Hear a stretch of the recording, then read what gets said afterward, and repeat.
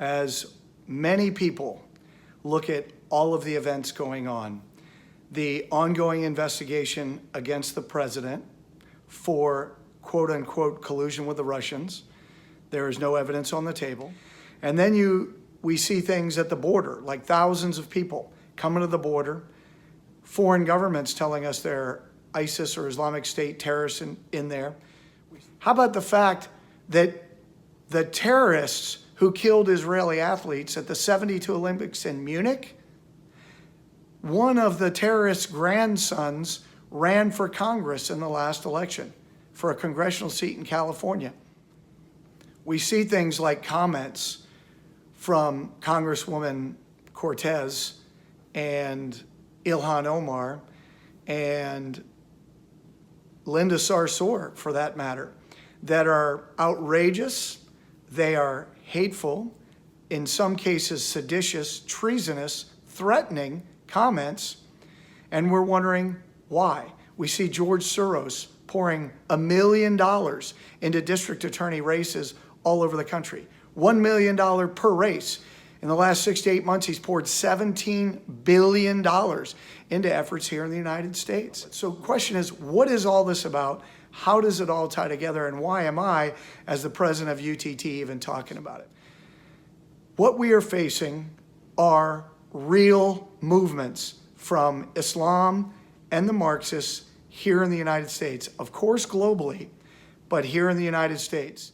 And the model into which we put this is called the political warfare model. That is a form of warfare. It has nothing to do with Democrats and Republicans. This is about war. And there are counter-states, an Islamic counter-state and a Marxist counter-state.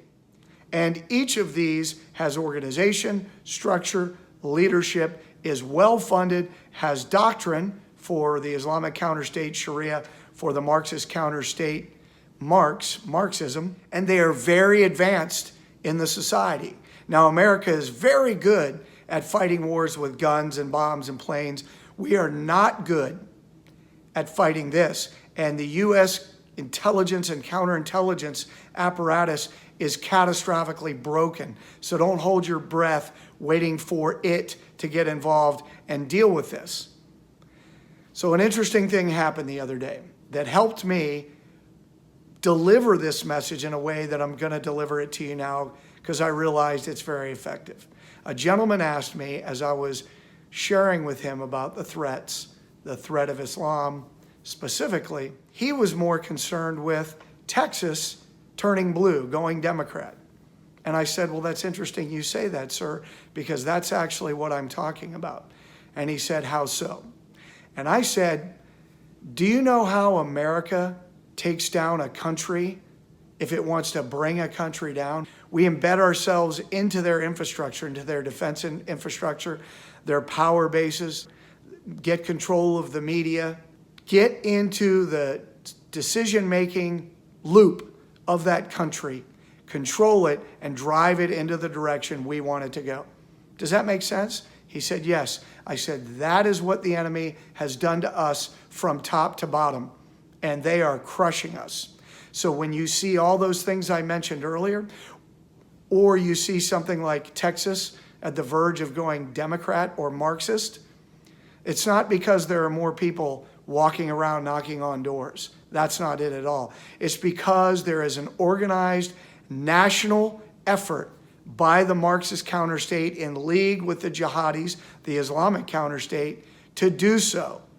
And so you have Jihadis in Texas working with our leadership, working with Christians and Jews and local city councils, and you have Marxists doing the same thing, attacking from other directions. And they're implementing policies, and they're giving them to Republicans to implement so they seem like conservative policies. Like just this week, Jihadis under the Gulen School Network trying to get the Royal Charter Public Schools into Texas.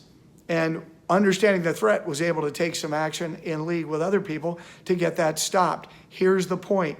All of these things are not random things. Voter fraud in Texas, border issues, all of these things are directly linked to the Islamic Counter-State and the Marxist Counter-State. They are lines of operation in a war meant to bring down this country. It's organized, it's coordinated, and it's intentional. What's the point?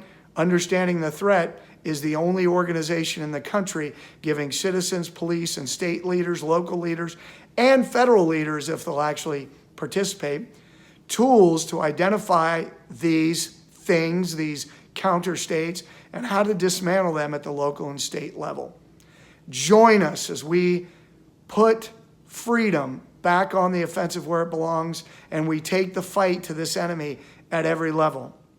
Please use understandingthethreat.com, our website. We have our DVDs, our books, our streaming videos, our audio, our free resources there to help you understand these threats.